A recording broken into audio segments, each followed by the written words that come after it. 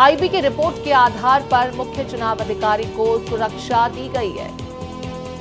दिल्ली से ये बड़ी अपडेट, मुख्य चुनाव आयुक्त को सुरक्षा दी गई है। बताया जा रहा है कि आईबी का इनपुट था, आईबी की रिपोर्ट थी, जिसके आधार पर मुख्य चुनाव आयुक्त को ये सुरक्षा दी गई है।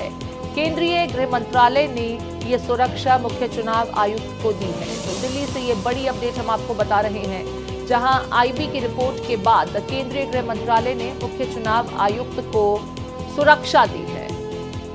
मेरे सहयोगी देवनाथ मेरे साथ फोन लाइन पर जुड़ गए हैं। देवनाथ, क्या कुछ अपडेट, किस तरह के इनपुट्स थे आईबी के पास जिसके बाद मुख्य चुनाव आयुक्त को सुरक्षा मुहैया कराई गई है?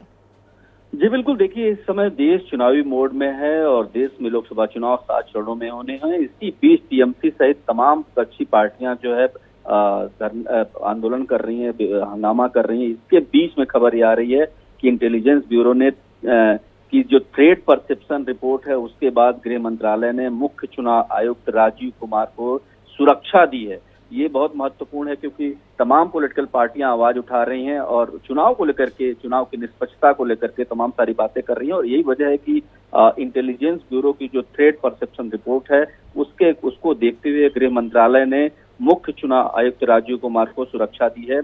और ये भी बताऊं आपको कि मुख्य चुनाव आयुक्त की सुरक्षा इसलिए भी बहुत महत्वपूर्ण है क्योंकि तमाम पॉलिटिकल पार्टियां आप देखें लगातार ये सवाल उठा रही हैं कि चुनाव सही नहीं हो रहे हैं, चुनाव में निष्पक्ष नहीं हो रहा है। और इसके अलावा जो बहुत महत्वपूर्ण बात है कि भारत एक ऐसा लोकतंत्र है, जहाँ दुनिया का सबसे बड़ा लोकतंत्र है, जहाँ पर बड़ा चुनाव होना है और कई चरणों में चुनाव होना है और चुनाव आयोग की जो भूमिका होती है वो बहुत महत्वपूर्ण हो जाती है और इसलिए सुरक्षा भी बहुत महत्वपूर्ण हो जाती है। और इसी के बाद जो थ्रेट परसेप्शन रिपोर्ट थी उसके आधार पर गृह मंत्रालय ने मुख्य चुनाव आयुक्त राजीव कुमार को सुरक्षा दी है।